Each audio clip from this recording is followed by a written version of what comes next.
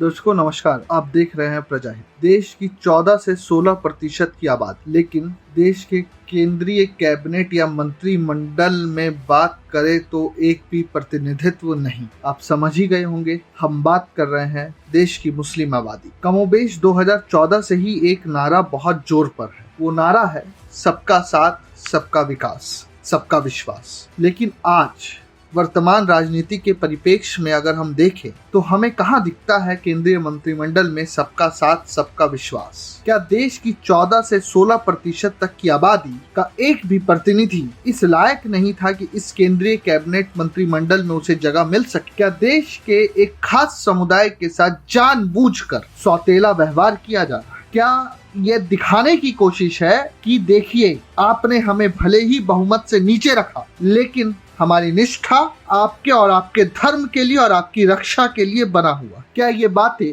चुनाव बाद भी इस देश की जमीन पर स्थापित करने का प्रयास किया जा रहा है? नरेंद्र मोदी का पीएम के तौर पर तीसरा कार्यकाल शुरू हो गया। उन्होंने 72 मंत्रियों के साथ रविवार को शपथ ली, लेकिन इस समारोह के बाद से ही ये चर्चा तेज है कि मंत्रिपरिषद में एक भी मुस्लिम सदस्य को जगह नहीं मिली। 18वीं लोकसभा के लिए चुनाव में भाजपा से किसी मुस्लिम सदस्य को जीत भी नहीं मिली थी, लेकिन सरकार में गठबंधन सहयोगियों की ओर से किसी मुस्लिम नेता का भी प्रस्ताव नहीं आया। आजादी के बाद ये पहला मौका है जब भारत सरकार में कोई भी मुस्लिम मंत्री नहीं। इससे पहले एनडीए की ही सरकार की बात करें तो अटल बिहारी वाजपेयी के दौर में सैयद शहनवाज हुसैन को टेक्सटाइल मिनिस्टर और नागर उड्डयन मंत्री के तौर पर शामिल किया गया। वहीं मोदी सरकार के ही पहले के कार्यकालों में मुख्तार अब्बास नकवी मंत्री थे। उन्हें अल्पसंख्यक कल्याण मंत्रालय की जिम्मेदारी मिली थी। फिर उन्होंने 2022 में इस्तीफा दे दिया था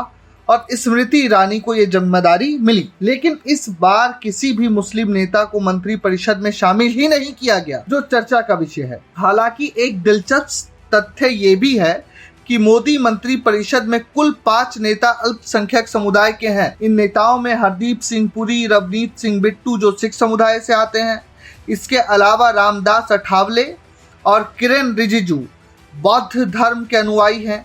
वहीं केरल से आने वाले जॉर्ज कुरियन ईसाई समुदाय के हैं। बता दें कि इन मंत्रियों में से रवनीत सिंह बिट्टू किसी भी सदन के सदस्य नहीं है। वहीं लोकसभा चुनाव में हार भी गए थे। जॉर्ज कुरियन ने चुनाव ही नहीं लड़ा था। माना जा रहा है कि पार्टी अब उन्हें राज्यसभा के रास्ते संसद भेजेगी।